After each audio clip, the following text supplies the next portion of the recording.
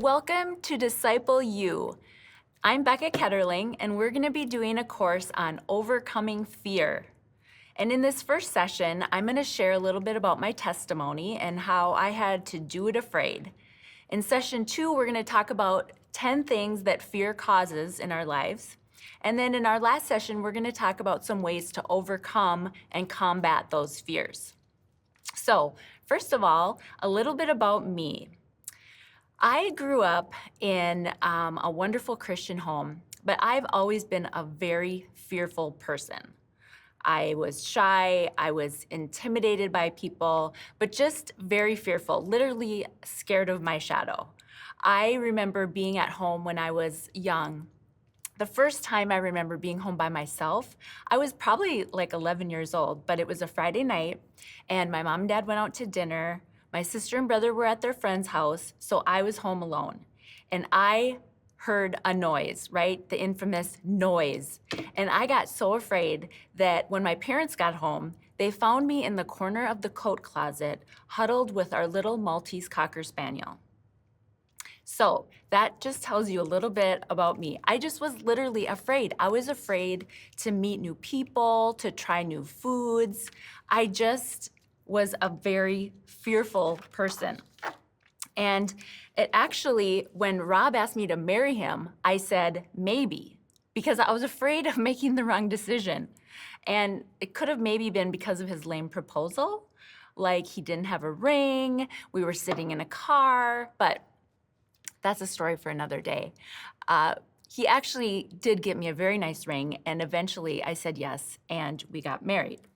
But then I was afraid of being in ministry. I had no clue what ministry involved. I did not go to Bible college. I didn't grow up with people that I knew that were in the ministry.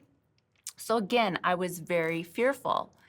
So for 7 years, we were youth pastors, and I worked a full-time job as an accountant. I went to school for accounting, and I loved it because I could sit in my cubicle and crunch numbers all day. And it was fantastic because I was by myself, it was quiet, and everything was organized, and I didn't have a lot of things to fear.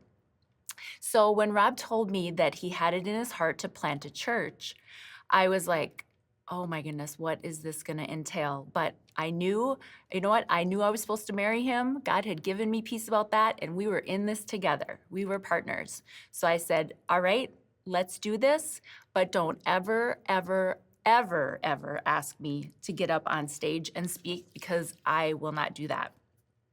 So over the next 10 years, I worked as an accountant and to support our family as we planted our church. And the only time I got on stage in those 10 years was to tell the congregation that our son Connor had autism. Now, I am happy to report to you that Connor was completely healed of autism. He's now 30 years old, he's married, he has a son, and he's on staff as a pastor with us. So an amazing story of God's healing. He still heals today, so that's amazing. But 10 years into our church plant, I was working, taking care of the boys, and doing behind the scenes work at the church. And we had the opportunity as a staff to go to the Hillsong Conference in Australia. Amazing. And while we were there, I was in a breakout session with a group of women, and there was a pastor's wife that was speaking that day, and she was in her 70s, and she was telling her testimony about her life and how God had sustained her all through her life. But as she spoke, her voice was shaking. And I didn't know if that was how her normal voice was, or to me, it seemed like she was nervous. But at the end of her talk that day, God spoke to me as clearly as he's ever spoken to me. And he said, if she can do this, you can do this. And I knew in that moment that God was calling me to lead and to speak to our women. And I was frozen in terror. I literally sat in that room with tears streaming down my face thinking, God, there is no way I can do this. So I left that session, tears going down my face, and one of the other pastor's wives that was on the trip with us said, hey, are you okay? And I'm like, yep, I'm fine. I was like, did not want to talk about it. I didn't want to speak it out into existence, right? And as we were walking back to the other auditorium, she said, God gave me a word for you about 3 months ago, but I've never known the right timing to share it. And she said, he told me he wanted to use you to speak to the women and lead the women. Well, now I was completely sobbing because she had spoken it out, right? Now it was in existence. I couldn't deny what God was calling me to do. And it was so overwhelming. But the next morning at the conference, we go into this auditorium. There's 25,000 people in this auditorium. And who's the speaker for that morning but Joyce Meyer? She gets up and does the message on Do It Afraid. And I literally sat and wept through the whole message because I knew that God, in that massive arena of 25,000 people, God was speaking directly to me and to my heart of, you know what? I'm calling you to this. You've got to step out and do it afraid. So I came home from that trip. 6 months later, I quit my accounting job and I started volunteering at the church and leading the women. Now, I had no idea what I was doing, and I had to pray that God would give me a heart for the women of the church and give me help and show me what to do. And that's what I did. I took a step of obedience, I prayed like crazy, and then I put amazing women around me that could help me lead when I didn't know what I was doing. And can I just tell you how much God has blessed that step of obedience? Over the last 17 years, we have seen sisterhood groups come. We have women's quarterly events. And in 2009, we started our Sparkle Women's Conference. We've seen salvations, marriages restored. We've seen friendships and dreams birthed. And it has just been such an amazing ride. And none of that could have happened if I wouldn't have stepped out in the fears that I had and just done it afraid. But it's all for God's glory. We have to step out for His glory. So we can't let fear hold us back. And in talking about fear, there's 4 most common types of fear. And the first one is the fear of loss. The second one is the fear of failure. Third is fear of rejection. And 4 is fear of the unknown.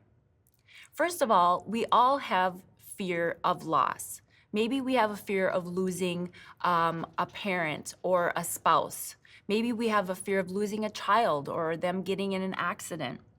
We have fear of losing money or maybe losing control. How many control freaks do we have out there? I know there are a lot. So we fear losing all sorts of things in our life. The second one is the fear of failure. This is so strong, and the enemy tries to tell us that we're not good enough, that we'll never measure up. We have this thing called social media, right, that tells us every day we compare ourselves to others and we look what they're doing. I feel like a failure compared to them, right? Maybe we feel spiritually inadequate, but this is another type of fear. The third one is fear of rejection. And this is a big one for teenagers. I know we all feel this, but especially teenagers, they just want to fit in, right? They want to be accepted. They want to belong. Am I okay? Do people like me? This is a big fear that we deal with. And then the last one is fear of the unknown, which is a huge category. Between the doctor's appointment and the actual report, we fear the worst, right? We go to the deepest, darkest place. Maybe we have financial uncertainty. I know many women are stuck in abuse because the fear of the unknown and what would happen if they leave is just crippling to them, and they have that fear. Maybe like me, when I was younger and my fearful personality, I would think, you know what, things are going a little too good for a long time now. Something bad has got to be about to happen, right? No, this is not what God has for us. One of the most frequent commands in the Bible is do not fear. This is a command, not a suggestion. So I am so grateful for how the Lord has brought me through my fears. I started out by just doing it afraid. I just had to take that first step.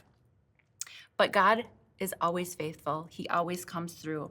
So I hope that you'll join me in the next couple sessions. And in the next one, we're going to talk about 10 things that fear causes in our life.